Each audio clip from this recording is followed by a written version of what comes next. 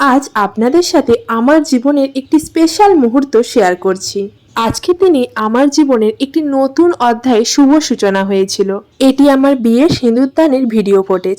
এই সময় মনের মধ্যে একটি অন্যরকমই অনুভূতি কাজ করে প্রতিটি মেয়ের। আর দেখতে দেখতে প্রায় একটা বছর কাটিয়ে ফেললাম। আজ 1 মে 2025। দেখতে দেখতে প্রায় একটা বছর যেন কিভাবে চোখের নিমিষে কেটে গেল, মনেই হচ্ছে না একটা বছর পেরিয়ে এসেছি। আর এই বিশেষ দিনটি একটু ভালোভাবে তো সেলিব্রেট করতেই হবে, তাই ওর জন্য একটি ছোট্ট সারপ্রাইজ রেডি করছি। এখন ঘড়িতে বাজে ওই 10:30 মতো। আমি বসে পড়েছি আমাদের রুমটা একটু ফুল দিয়ে ডেকোরেট করার জন্য। জানি না এই সারপ্রাইজটা কতক্ষণ সারপ্রাইজ থাকবে। ও মনে মনে কিছুটা হলেও আন্দাজ করে ফেলেছে কিছু একটা স্পেশাল হতে চলেছে। এই যে ফুলের পাপড়ি আর মোমবাতি দিয়ে একটি হার্ট শেপ বানিয়েছি, অন্ধকারের মধ্যে কি সুন্দর লাগছে দেখতে। চলুন আপনাদের দেখাই কেমন সাজিয়েছি রুমটা।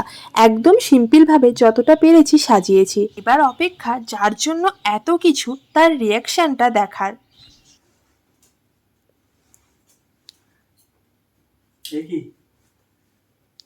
এত কিছু কেমন লাগছে বলো? খুব সুন্দর। কি গো, কেমন লাগছে বলো? এই হারটা খুব সুন্দর লাগছে, সব থেকে ভালো লাগছে।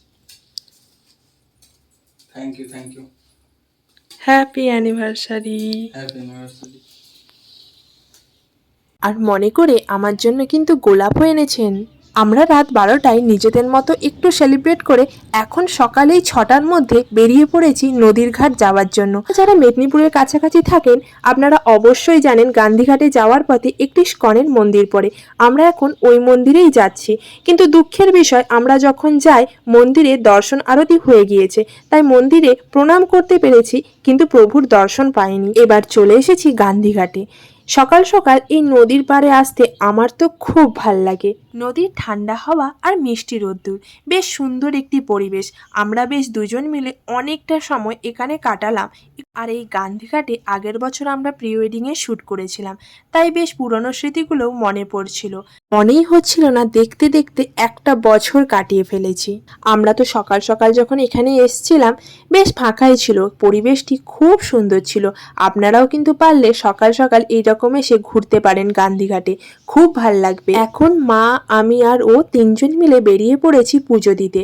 আর যে কোনো শুভ দিন তো ভগবানের আশীর্বাদ ছাড়া তো শুরু করা যেতেই পারে না, তাই সবার প্রথমেই চলে এসেছি ভগবানের আশীর্বাদ নিতে। প্রথমেই আমরা চলে এসেছিলাম বটতলার কালী মন্দিরে। কালী মায়ের মন্দিরে পুজো দিয়ে আমরা চলে এসেছিলাম এই শীতলা মন্দিরে। এখানে মা শীতলা এবং মনসা দেবীর মূর্তি রয়েছে। এরপরে আমরা চলে এসেছি বনদেবীর মন্দিরে, এখানেও পুজো দিয়ে নেব।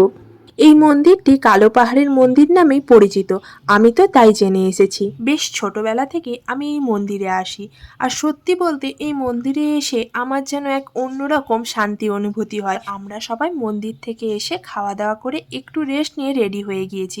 এই যে আমরা দুজন একদম রেডি, আর সাথে আমাদের গোপাল সোনাকেও রেডি করে নিয়েছি। এখন আমরা বাড়ির সকলে মিলে এই সুন্দর দিনটি একটু সেলিব্রেট করব। আর বাড়ির বড় ছোট সকলে মিলে খুব আনন্দ করব। বাড়ির সকলে মিলে এই সুন্দরভাবে ডেকোরেশনটি করেছে, আমার তো খুব পছন্দ হয়েছে।